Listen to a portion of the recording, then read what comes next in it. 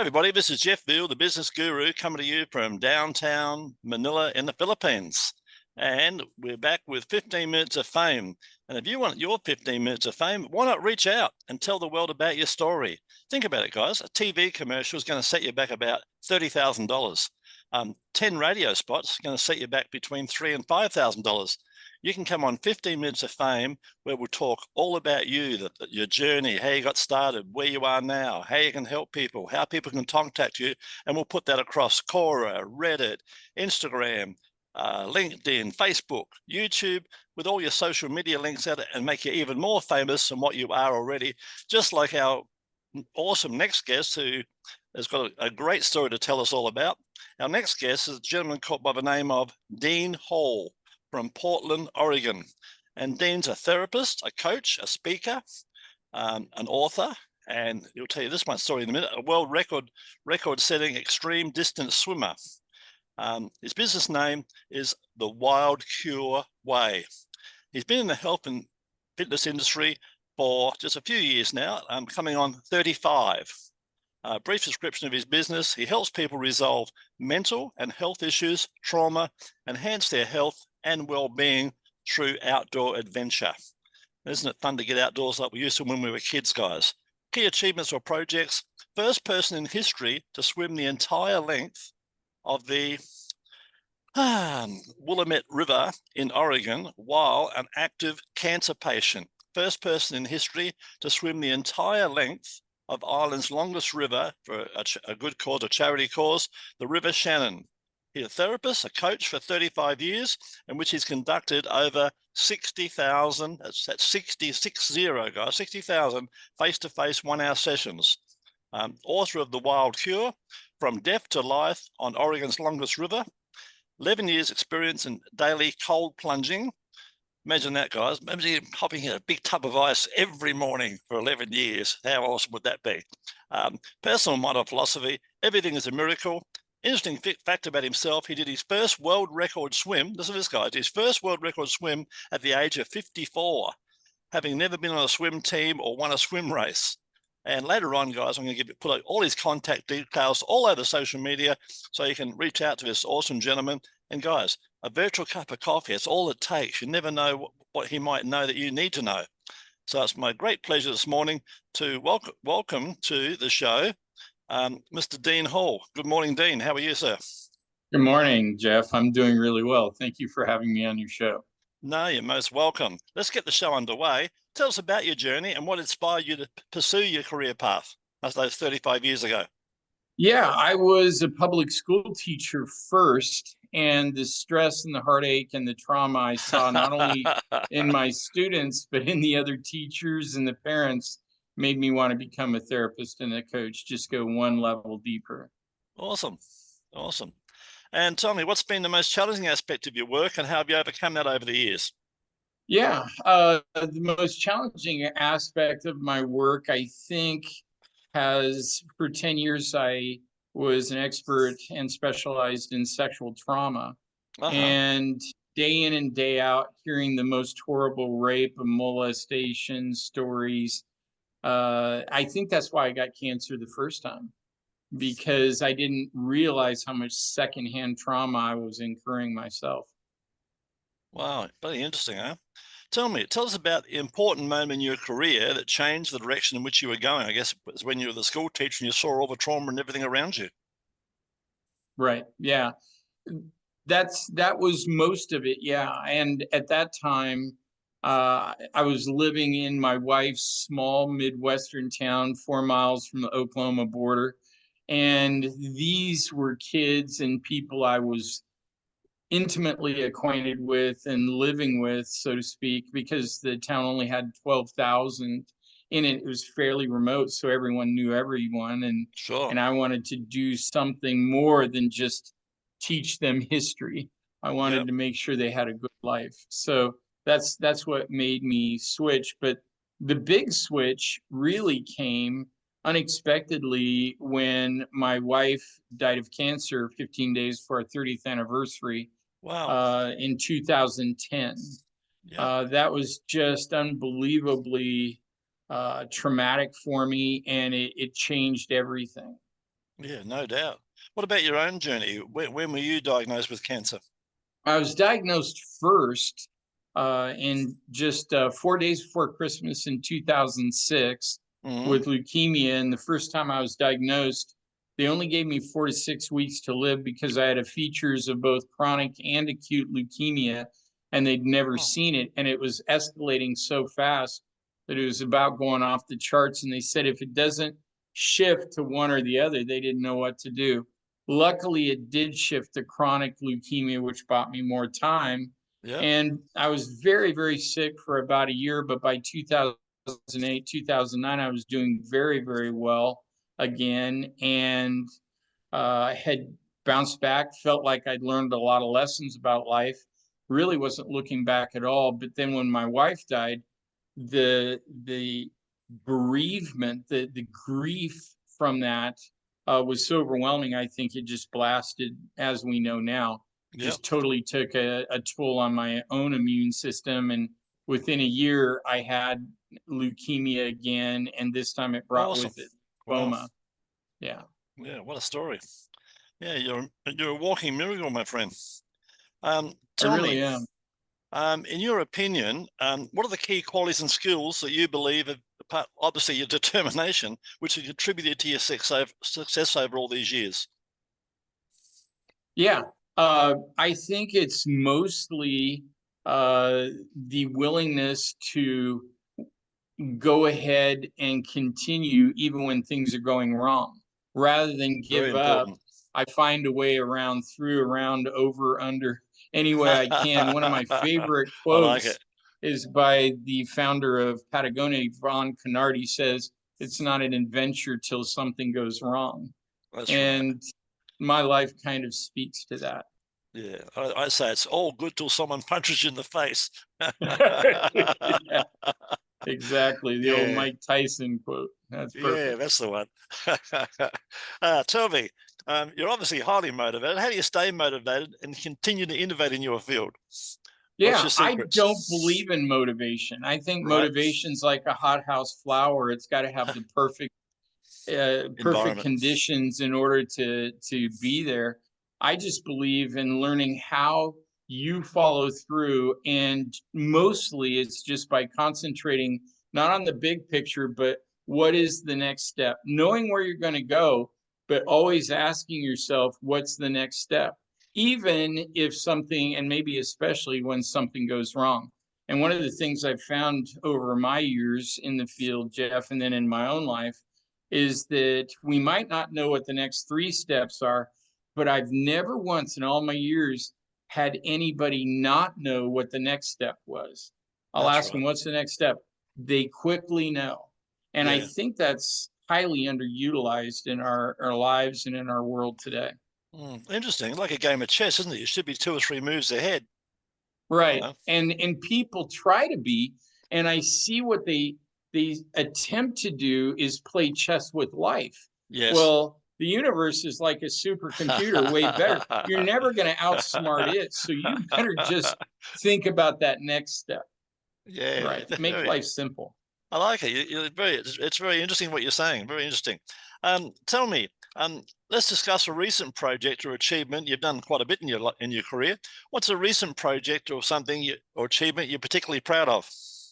Well, I am very particularly proud of both of my world record Well, you swims. should be. Uh, the first one was 10 years ago. I was an active cancer patient, and at that time, cold plunging wasn't even a thing. I'd never heard of Wim Hof or the research on how cold water affects the immune system wasn't there at all. Yes. It took me 22 days swimming on the average 10 to 12 miles a day, which in Wow. the triathlon world is 3 or 4 marathons a day for 22 days.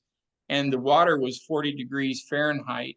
Yeah. And so I had to get out about every 30 to 45 minutes because I was going into fairly deep hypothermia. Oh, awesome. And that was the hardest challenge, not knowing that the entire time it was boosting my immune system.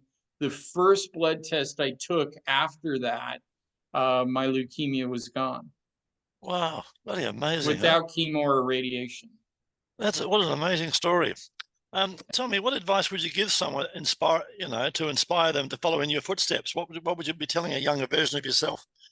Yeah, I would tell them, the younger version of myself, and then my main message is I believe each of us has a dream inside of us Mm, that's in us like a goose to fly south for the winter.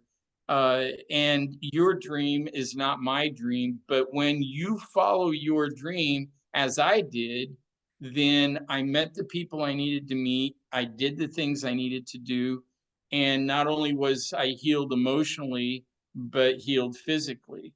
awesome. I believe our lives work only when we're really pushing ourselves and finding the courage to follow those big impossible dreams, and we all have them. Yeah, every man's got a story. One of my favorite Right. sayings, and I look at life and I look at people around me in general. This has always been my philosophy. I say to the world, most people die at 25 and they bury them at 70. Yeah, that's Which, well put. yeah, Yeah, exactly. I find very few men.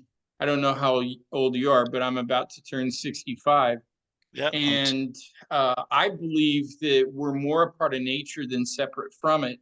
And anything in nature that sits still rusts, rots, decays. yeah, And yet, correct. especially here in America, by the time you get 65, you should be retired, just Yeah, sitting and sure. watching golf on TV. You'll last another And year. most of my friends are just Yeah, that's right. becoming old men. Yeah, Yeah. that's right. And not only that, you'll find this out. I found out the hard way. You'll find out that most of them will be dead within 2 years. The moment they stop Oh, having a right, purpose, they're right, gone. They're gone. right. Women are different, Exactly. and the funny thing is, guy, you wonder why women live longer than men. I can tell you, this is not rocket science. Women have an awesome support network. You know, they get Right, together and they gossip and they talk crap amongst each other. Men tend to be loners, right? So right. we don't have that support system. So we're doing it tough on our own, you know. Right. So that's the difference, guys. And I've seen so many people fall, I call it fall off the perch, 65, they're full of life, they retire, like you say, sit back, watch TV, do nothing, and next thing you know, gone, you know. Right. Whereas Absolutely. the ones that keep on going and full of life, they're out there, playing bowls or playing golf or just getting out. And nature's a great healer, guys. I'm a big believer in water, chicken soup, and sunshine. They're my, apart from a broken leg, they're my go-to medicine. Whenever I'm feeling a bit down, pump myself full of water, get that chicken soup into me, and get outside into nature. Looking ahead, what are your goals and aspirations for the future? You've obviously set a couple of world records. What's on the horizon for you? Yeah, I've got many more of those planned. Mm, I've got one that I'd like to do. I'm hoping to do it this next summer, but we'll see. yep, I'd like to. It doesn't matter when I do it, just because every year I'm getting older, so it'd just be that yep. much more amazing.